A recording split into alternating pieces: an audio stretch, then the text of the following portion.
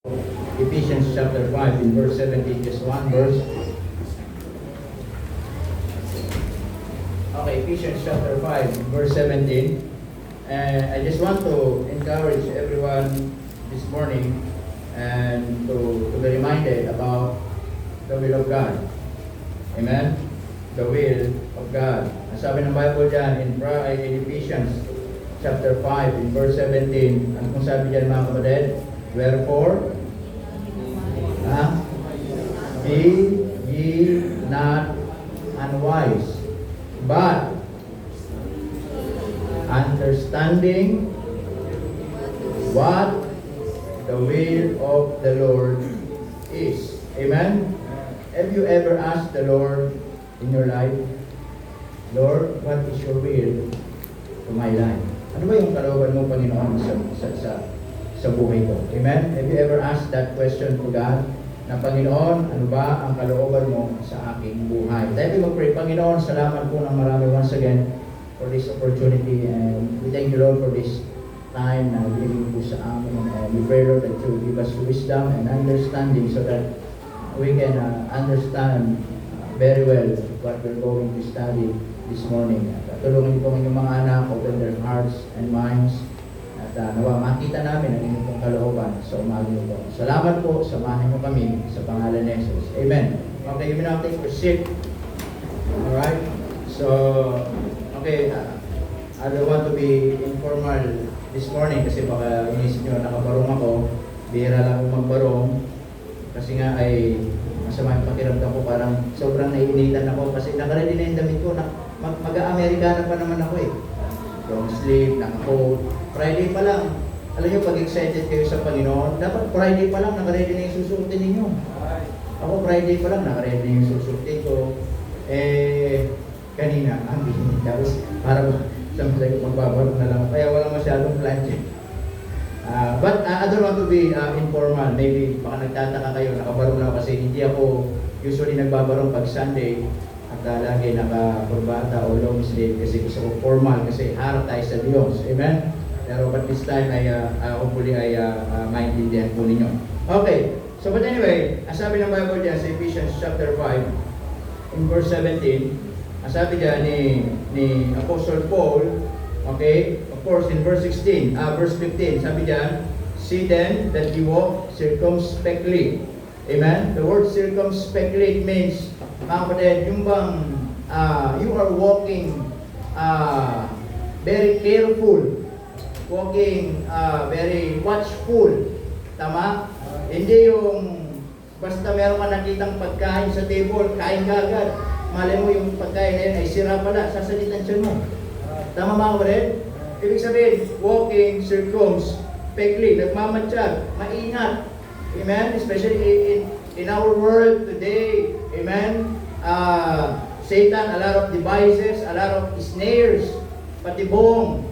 Amen? Yes, a lot of, he can offer everything sa buhay po natin. Tama? Para madapa tayo, para mawala tayo sa Panginoon, para hindi natin makita, especially ang kalooban ng Diyos sa ating buhay. Kaya sabi niya, see then that you walk circumspectly, not as fools, but what? As wise. Amen? In verse 16, redeeming the time because the days are evil. In verse 17, wherefore, be ye not unwise, but understanding what the will of the Lord is. Amen? As I said, so many people seeking for a better life. Amen? A better spouse, a better job, a better work. Amen mga kapatid? Lahat ng mga bagay na marahil hinahanap nila sa kanilang pong buhay. Pero, ang tanong mga kapatid ay, how about the will of God? Amen? Maraming mga taong, maraming hinahanap sa kanilang pong buhay. Pero maraming mga taong hindi hinahanap ang kalooban ng Diyos sa kanilang pong buhay. Amen? In fact, that is the most important thing sa buhay po natin, sa buhay ng bawat isa, is to see what is the will of God sa buhay po natin. Sabi po ng isang preacher, mga kapatid, ay to know the will of Sabi niya is, the greatest ambition is to know the will of God. But the greatest achievement is to do the will of God. Amen mga kapatid? Tama? Yung makita ang kalooban po ng Diyos. A missionary says, someone who seeks to preach the gospel where Christ is not known, motivated by a desire to fulfill a divine purpose. Yun po yung isang missionary. An inventor, it says, someone who dedicates their life to solving problems and improving the world, driven by a desire to make a difference. An artist, someone who creates works of art that express their inner truth and share it with the world. In essence, the idea of knowing the will emphasizes the importance of finding meaning and purpose in life. Amen mga kapatid? Rather than the solely focusing on material achievements or external validation. Marami kasi mga taong ang hinahanap ang mga bagay dito sa mundo, mga taong hinahanap ang mga bagay na kung ano yung gusto nilang hanapin. Pero ang tanong, yung mga bagay bang yon ay kalooban ba ng ating Panginoon? Tama mga kapatid? Young people, have you ever asked the Lord, what is the will of God in my life? Amen? Parents, have you ever asked the Lord, what is the will of God for my children? Amen mga kapatid? Tama kami, lagi namin pinag-pray for our children. We are always praying na yung mga anak namin, mahanap nila yung kalooban ng Diyos sa kanila pong buhay. Amen mga kapatid? Tama? Yun yung pinaka-importanting, mga kapatid, lagi ipag-pray natin, ipakita natin, at matulungan natin na sila ay makita nila kung ano ang kalooban ng Diyos sa kanilang buhay. Amen? So, now this morning, I would like to share to you about the 3S, okay? The 3S in the will of God. Okay, the 3S in the will of God. Tama? So, number 1, let us consider searching the will of God. Amen? Alam niyo po, ang kalooban ng Diyos, hindi naman ito tinatago ng Diyos sa atin. Tama? The will of God, mga kapatid, ay hindi ito tinatago ng Diyos. Gusto ito lagi i-reveal ng Diyos sa bawat isa. Am I right? Gusto ito ng Diyos na ipakita sa atin. Tama? Pero, marami mga tao, as I said, hindi nila makita yung kalooban ng Diyos sa kanilang buhay sapagkat hindi nila hinahanap. Amen po ba? Hindi nila hinahanap. Hanapin natin ang kalooban ng Diyos. Tama? Hanapin natin ang pinakamahalaga sa buhay natin. It is not something na natulog ka, pagising mo, na naginip ka, ito pala ang kalooban ng Diyos. Tama? Amen? So, better always, mga kapatid, search what is the will of God. Amen? Young people, always search what is the will of God. Amen? For your better spouse someday. Tama? When you marry someone, make sure it is the will of God in your life. Amen mga kapatid? Sa pag-aasawa, mga kapatid, there are difference between complete and finish. Amen mga kapatid? If you're looking for someone in your life, then you will experience what is the difference between complete and finish. Tama? When you found the right one or the better one for you or the will of God for you, then you are complete. But pero kapag nagkamali ka, tama? Nagkamali ka ng nahanap, finish ka na. Tama mga kapatid?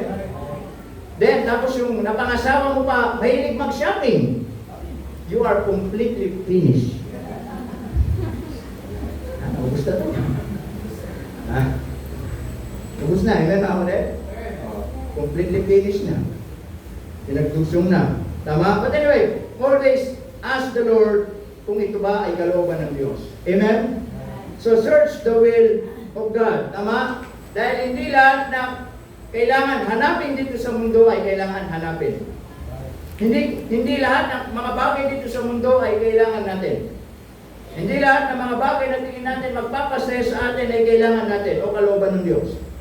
Tama? You must search. Amen? And how can we know? How can we know it? Kaya nga meron salita ng Diyos. Amen?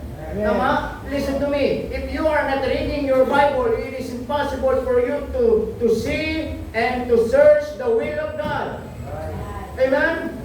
Kasi po, we believe that the Bible is the Word of God. And the Bible is the final authority from the Word of God. Of the Word of God. Amen? Amen. Tama? There is no extra revelation from God. Amen? We don't believe in dreams. We don't believe in any mga ibang mga nagsasabi ng ganito. We believe that the Word of God, it is our final authority. Amen? And through reading the Word of God, God is speaking to us. Tama? Paano mo malalaman yung kalooban ng Diyos, mga kapatid? Paano mo masa-search? Paano mo malalaman? Hindi mo binabasa yung Bible mo. Hindi mo naman pwedeng sabihin, itong kalooban ng Diyos para sa'yo. Yes, maybe. Pero it is better na ikaw, magbasa ka ng Bible, makita mo doon kung anong kalooban ng Diyos. Tama po ba, mga kapatid? Kaya it is impossible, mga kapatid, to see the open hearts of God, amen, if our Bible is closed. Paano natin makikita yung bukas na puso ng Diyos kung ang salita niya, Bible natin, sarado? Tama, mga kapatid? Amen? Kaya nga, like sinasabi dito sa church, always encouraging everyone to read the Word of God. Amen? To pray. Ask the Lord seriously. Tama, Lord, what is your will for me? Tama? So, paano natin malalaman? Magbasa tayo ng Bible. Kasi naniniwala ko, as long na tayo nagbabasa ng salita ng Diyos, laging merong tinuturo ang Diyos sa atin. Always, the Lord is leading us. Amen? Doon sa path, doon sa tamang landas. Tama, mga kapatid? Amen? Hindi lang po tayo magbabasa ng Bible kapag nasa church. Hindi lang po tayo magbubukas ng Bible kapag may service. Hindi lang tayo magbubukas ng Bible kapag mayroong mga special occasion in our church. Amen? Tama? The Bible is the bread of life. This is the bread that we need every day. Amen? It's not a cake for a special occasion. Tama? Amen? So if you have your Bible, then you can search what is the will of God in your life. Hanapin mo.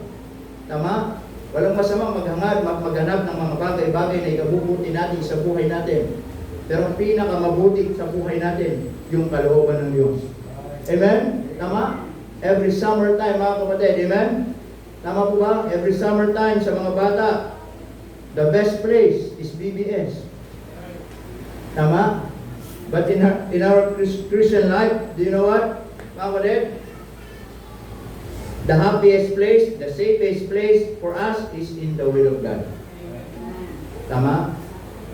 Sa kalooban ng Diyos. Search the will of God. Hanapin mo yung kalooban ng Diyos. Amen? There's nothing wrong na mag-dream tayo. Amen? After 5 years, maging ganito ako, makatapos ako sa pag-aaral ko. After 5 years, makapagtrabaho ako. After 5 years, amen? There's nothing wrong with that. But always, amen, include mo yung kalooban ng Diyos sa buhay mo. Tama? Because I've seen many Christians, I've seen many people, materially, they succeed, but out in the will of God. Tama? They have money, they have a nice job, they have a nice car, they have everything, but they are out in the will of God. Amen, mga kapatid? Amen. Pinaka-importante yung ikaw ay masumpungan mo yung kalooban ng Diyos sa buhay mo. Tama? And I challenge you, you must search it. And through reading the Word of God. Amen? Hindi ko alam kung naintindihan nyo, mga kapatid. But for me, as long we read, as long we study, there's something na tinuturo ang Panginoon. Kasi itong salita ng Diyos eh. Tama, mga kapatid? Amen? Wala akong ituturo kung walang salita ng Diyos. Tama? Amen? Hindi lang po sa akin, sa ating lahat, pare-pares tayong may salita ng Panginoon. Amen, mga kapatid? So, not only searching the will of God, kailangan search natin, hanapin natin, ano ba ang kalooban ng Diyos sa buhay ko? Ang kalooban ba ng Diyos sa buhay ko? Ganito na lang. Ang kalooban ba ng Diyos sa buhay ko? Manatili na lang kung ganito. Ang kalooban ng Diyos sa buhay ko, ganito na lang. Mga kapatid, hanapin natin ang kalooban talaga ng Diyos sa buhay natin. Amen? Tama? Marahil kaya hindi natin makita, mga kapatid. Dahil hindi naman talaga natin hinahanap. Tama, mga kapatid? Kaya hindi natin makita yung kalooban ng Diyos kasi hindi naman tayo naghahanap. Tama? Hanapin mo yung kalooban ng Diyos. Have you ever ask yourself, amen? Seriously, Panginoon, ano ba kalooban mo sa buhay ko? Tama, mga kapatid? Tulungan mo kung mahanap ko ang kalooban mo sa buhay ko. Tama? Hanapin natin. Searching the will of God. Amen? Amen, mga kapatid? Kaya ang ano na, gutom na ba kayo? Nauwaw na kayo? Ha?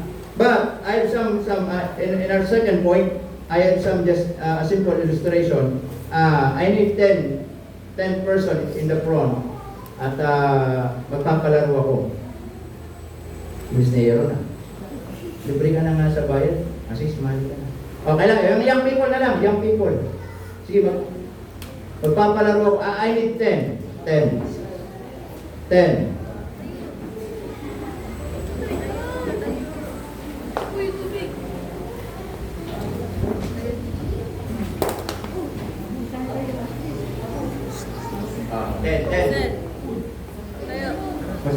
Yung price ay 10,000. Yes. Okay, but Sister is the one who care of. Or Anna. The price is you can get the price to Anna before she leaves. Yeah. 2. Siyam na kayo. 1, 2, 3, 4, 5, 6, 7, 8, 9. Dalawa.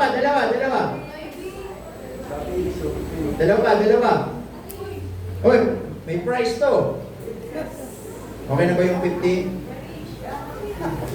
Ha? Sino? Oh, dalawa pa. Hoy, sila no?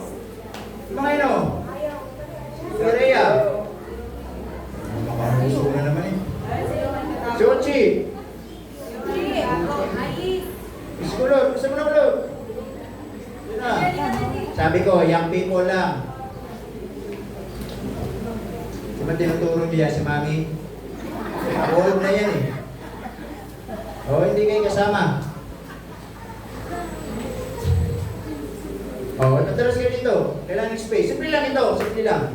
Okay, simple lang. Ito, tama-tama, mainit. Okay, mainit naman eh. Kunin mo agad. Nasira na yung plastic.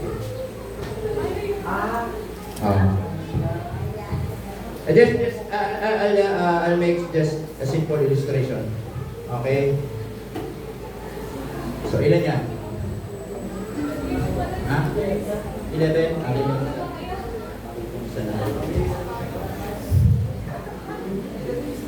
Ang ganito, pabilisang mainom. Pero, kailangan hindi mauubos yung tubig. Yung lagay lang mainom. Lenda ko lang. Sabi ko na isa-isa. Hirap ng palaro ko, ano? Oo. 50 pesos.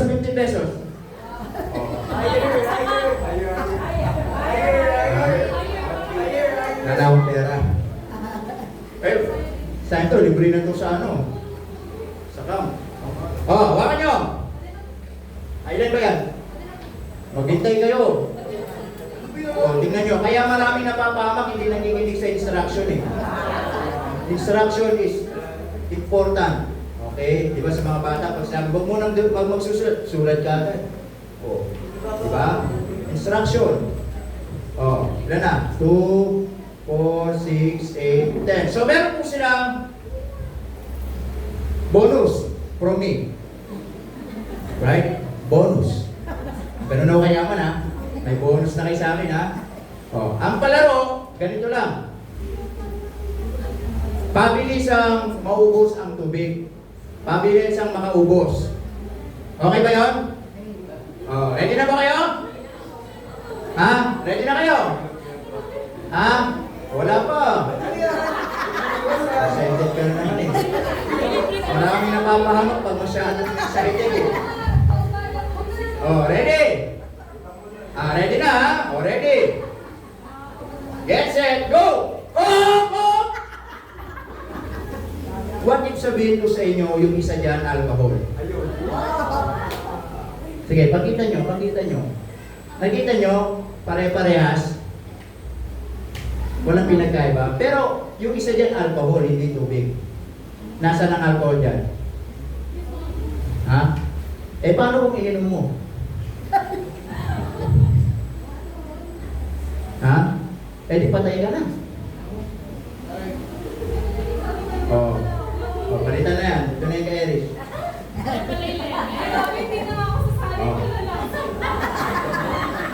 Sige, upo na kayo. Ito na yung inumin. Okay? So, nakita niyo yung punto ko?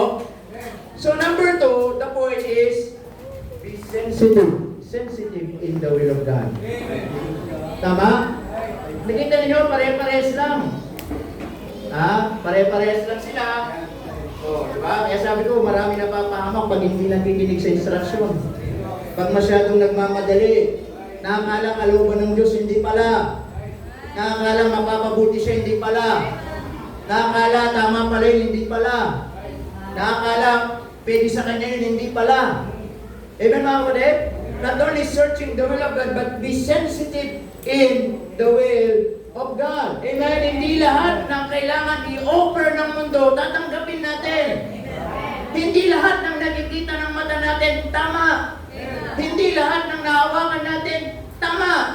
Hindi lahat ng napapakinggan natin, tama. Be sensitive what is the will of God on in your life. God's plan for you is always better than anything the world has to offer. Amen mga kapatid, young people, maging sensitive kayo lagi sa kalooban ng Diyos. Okay, masyado nagmamadali. Lahat tayo, hindi ibig sabihin, parang ay okay na yan, kalooban na ng Diyos yan, okay din na yan, tama na yan, mabuti na yan para sa akin. What if? Ikakapahamak nyo pala. Tama? Matalino ang ating kaaway. Kaya nga sabi doon, be not unwise, but understanding what the will of the Lord is. Kasi marami ng Krisyano, hindi naging sensitive sa will of God, napahamak. Nasira ang buhay, nawala sa Panginoon, nawala sa paglilingkod, nawala sa church. Nakakala nila, okay yun, hindi pala. Nakakala siya na pala, hindi pala. Nakakala tama pala, hindi pala. Kasi hindi sila sensitive. Amen? Nakakala nila, offer ng offer, sige, grab ng grab. Amen? Hindi lahat ng i-offer ng mundo kailangan natin kuhanin kaagad. Be wise. Be sensitive.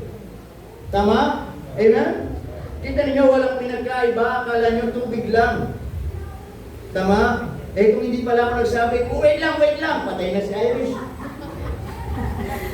Tama? Pero makita nyo, walang pagkakaiba. Minsan, ganun kagaling ang kaaway. Tama? Ganun kagaling ang kaaway. Akala natin walang pinagkaiba. Akala natin mga kapatid, ay ito'y kalooban ng Diyos. Akala natin okay na to. Akala natin dito na tayo mapapabuti. No! Be sensitive. Make sure, kalooban talaga ng Diyos. Amen mga kapatid? Amen? Muntik na si Iris doon. Dapat pala, di ako nasabing ops eh. Sabi na Iris, sabi pa talaga. Tama? May pinagkaiba ba? Pag tinignan nyo, may pinagkaiba? Listen to me. Meron tayong sense. Meron tayong mata para tignan mabuti kung ano yung tama. Meron tayong ilong para amuyin kung ano yung tama. Meron tayong tenga para pakinggan ano yung tama. Hindi basta kukuhanin. Hindi basta nakita, okay na. Hindi basta naamoy, okay na. Tama? Paano natin malalaman ito na alcohol? Huwag mo munang inumin. Hindi mo kailangan inumin para matikman alcohol. Hindi po. Meron kang ilong. Amuhin mo muna bago mo inumin. Ang iba, ganito. Inom muna, ay alcohol pala. Nakita ninyo mga kulit? O yung iba, inom muna, di ba? Inom muna, ay alcohol pala. Nakalimutan mo, may ilong ka. Bago mo inumin, aamuyin mo muna.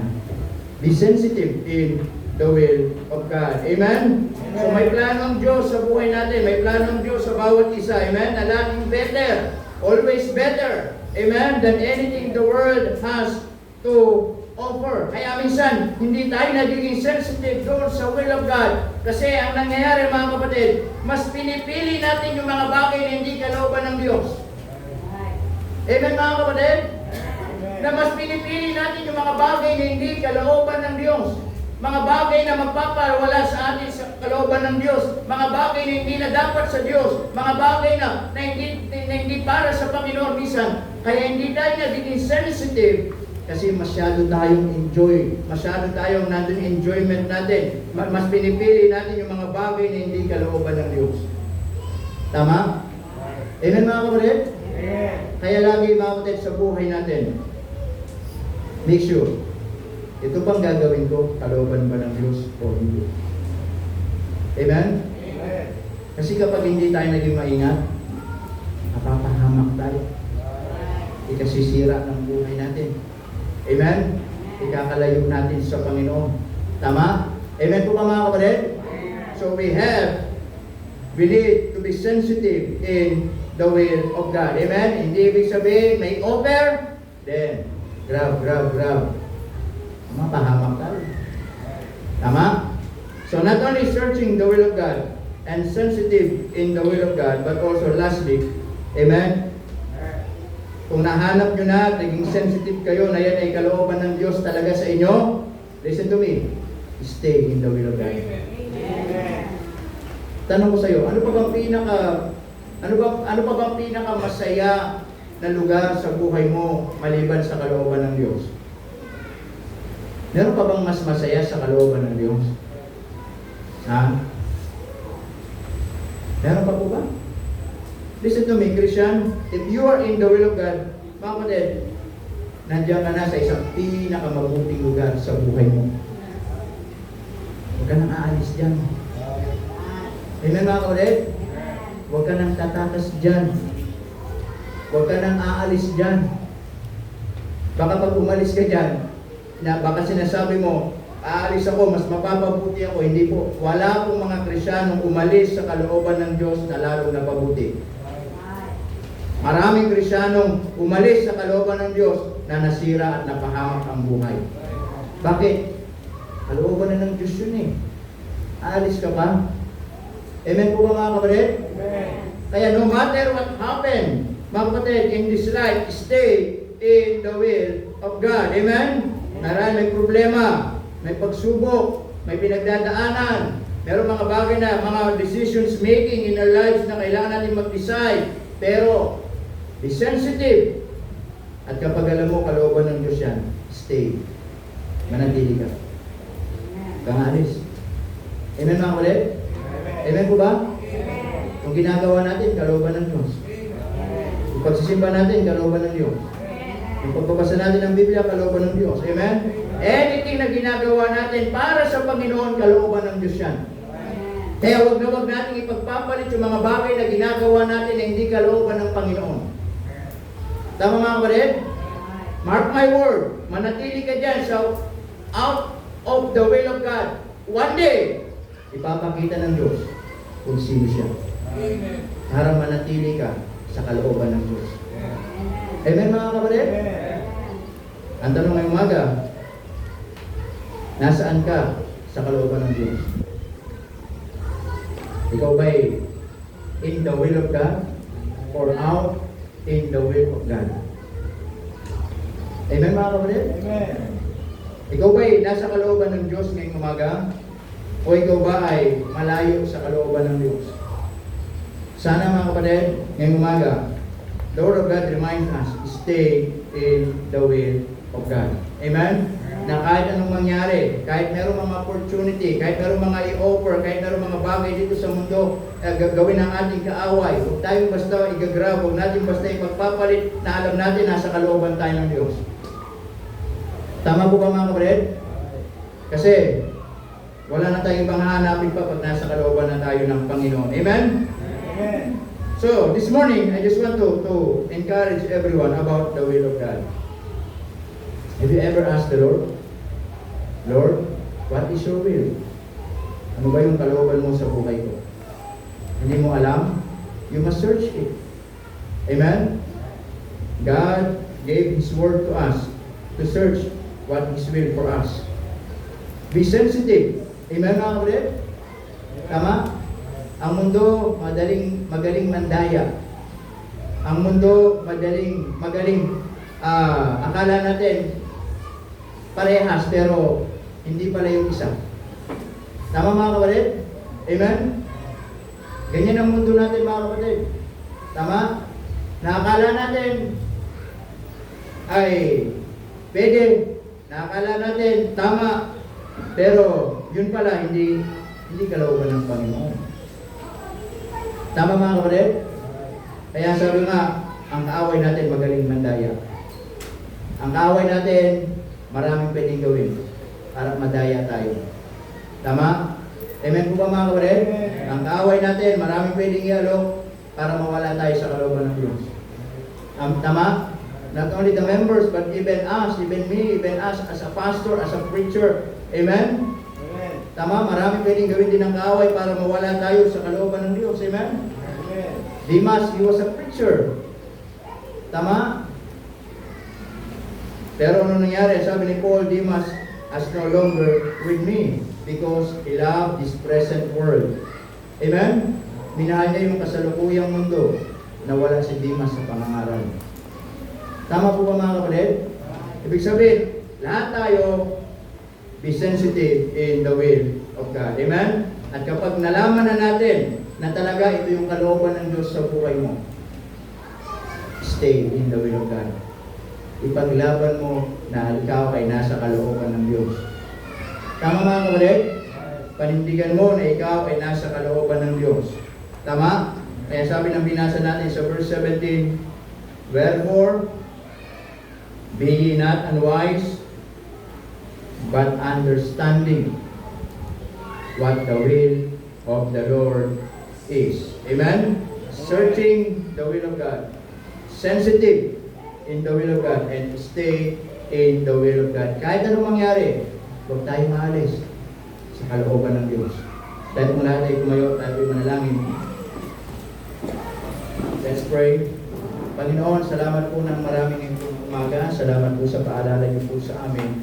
Salamat po sa inyong kabutihan. Salamat po sa inyong katapatan. Salamat po sa umaga nito. And we thank you, Lord, for reminding us about the will of God. Help us, Lord, to search what is your will sa buhay po namin. Help us, Lord, to be sensitive. Na minsan akala namin okay, akala namin pwede, akala namin tama, akala namin tunay. Pero hindi pala yun ang tunay na kalooban ng Diyos sa buhay namin. But Lord, help us to be sensitive so that makita namin yung kalooban nyo sa buhay namin. At kapag nahanap namin, Panginoon, tulungan nyo kami, manatili kami dito, na huwag kaming aalis. Kahit anong mangyari, huwag kaming aalis, Panginoon. Nasa kalooban na kami, nasa kalooban nyo na kami, Panginoon, manatili kami. Habang ating mga ulo, nakatungo, mga mata, nakapigil, and while the piano is playing, maybe ngayong umaga, hindi mo pa alam kung ano ang kalooban ng Diyos sa iyong buhay. If you are not saved this morning, the great and one and only thing na kalooban ng Diyos para sa iyo ay maligtas. At ang kaligtasan, ang sabi ng Biblia, ay sa pamamagitan ng pananampalataya kay Jesucristo. Nabuksan mo ang iyong puso, sumampalataya ka sa Kanya bilang Panginoon sariling tagapagligtas. Pinangako ng Diyos, ikaw ay may buhay na walang hanggan. Yan ang pinaka-kalooban niya kung ikaw ay hindi paligtas. Kung ikaw ay ligtas ngayong umaga, kalooban ng Diyos, makita mo ang tunay na kalooban niya para sa iyo. Marahil maglingkod, marahil magpagamit, marahil ay mag-involve sa church, marahil magpuri, anything na alam mo yan ay kalooban ng Diyos. Have you ever asked yourself this morning, sinabi mo, Lord, help me to find what is your will sa buhay ko. Marahil gusto mong hanapin ang kalooban ng Diyos ngayong umaga, then why don't you come and pray and ask the Lord this morning, Panginoon, tulungan niyo po ako, makita ko ang kalooban ninyo sa aking buhay. Young people, alam ko marami tayong hinahanap, pero sana consider the will of God in your life. Kung panalangin mo, Panginoon, gusto ko makita ang kalooban mo sa buhay ko. You may come. Hindi ko po si altar. Manalangin tayo. You can kneel, you can bow, you can pray, you can talk to God this morning seriously. At tulungan ka ng Diyos makita ang kanyang kalooban. Sige po, meron po ba? Dito sa unahan, manalangin tayo. Dito sa unahan, at tanungin natin ang Diyos ang kanyang kalooban sa iyong buhay, sa aking buhay, sa ating buhay, at makita natin seriously ang kalooban ng Diyos. Alam nyo, wala naman po mga mananampalataya na napahamak na nanatili sa kalooban ng Diyos. Amen. Wala po mga mananampalataya ang nasira ang buhay ng nanatili sa kalooban ng Diyos. Wala po mga mananampalataya ang nagsisi na sila'y nanatili sa kalooban ng Diyos. Pero ang katotohanan, maraming umiiyak, maraming mga nagsisisi, maraming malungkot dahil umalis sila sa kalooban ng Diyos. Na nakakalimutan nila na ang kalooban ng Diyos ang pinaka-safest place on earth. Yes, Satan a lot of devices. He can offer anything para lang mawala ka sa kalooban ng Diyos. Pero sana ngayong umaga ang kalooban ng Diyos ay unawaan natin itong pinakamasayang lugar sa buhay ng isang mananampalataya. At ang kalooban ng Diyos ay gawin ang mga bagay na nagbibigay kalukuran, nagbibigay papuri, pasalamat sa ating pong Panginoon. Panginoong Diyos, salamat po ng marami sa paalala. Salamat sa iyong pong kabutihan. We thank you, Lord, for this time na binigay po sa amin and for encouraging us and reminding us about the will of God. Therefore, be ye not unwise, but understanding what the will of the Lord is. Salamat po ng marami. Ito pong aming dalangin sa pangalan ni Jesus. Amen and amen. Praise the Lord. We now proceed. Amen. Amen.